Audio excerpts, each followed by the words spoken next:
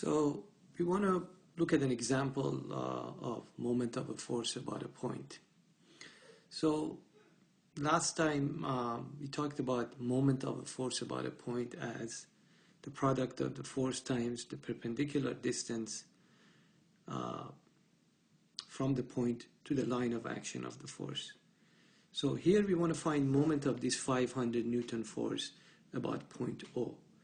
So if we say moment of a force about point O is force times d, it's going to be very difficult to find this distance, perpendicular distance from point O to the line of action. So you see, if we draw a dashed line like that, and that's the line of action, and try to find the perpendicular distance from O to the line of action, d,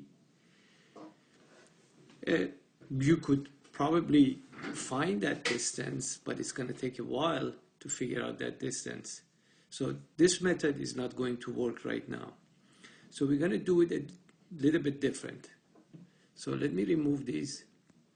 So what we're going to do now is, instead of finding the moment by using just F times D, what we're going to do, first of all, we're going to break this force into two components. So this has a horizontal component like that and a vertical component like that. The horizontal component, you could see that it's 500 times 4 over 5, kind of like the cosine of the angle. So the horizontal component is 400 newtons. That would be this guy, 400. And the vertical components would be the magnitude of the force, 500 times 3/5. So basically you're using the slope to figure out this component. So that's 300 newtons. So that would be the 300. So now, to find the moment of this 500 Newton force about point O, what we have to do is we're going to look at individual components and find the moment of each component about point O, because we have the perpendicular distance.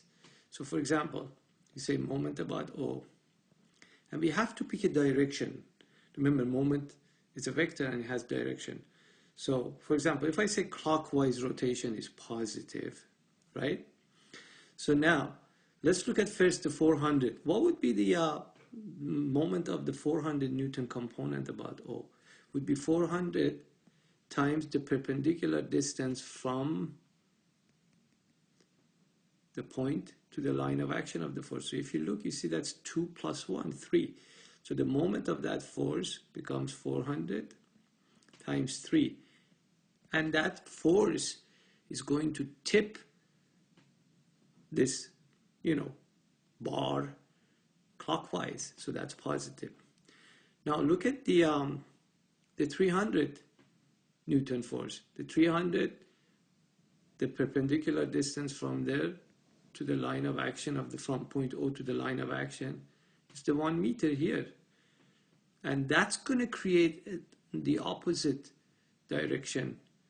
So, or it's going to rotate in the opposite direction. So that would be 300 times 1. Remember, F times D, but that's going in the negative direction.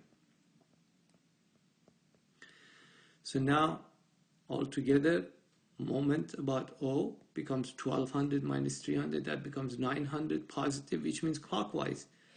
And the unit, it's going to be newtons times meters, because the forces are in newtons and the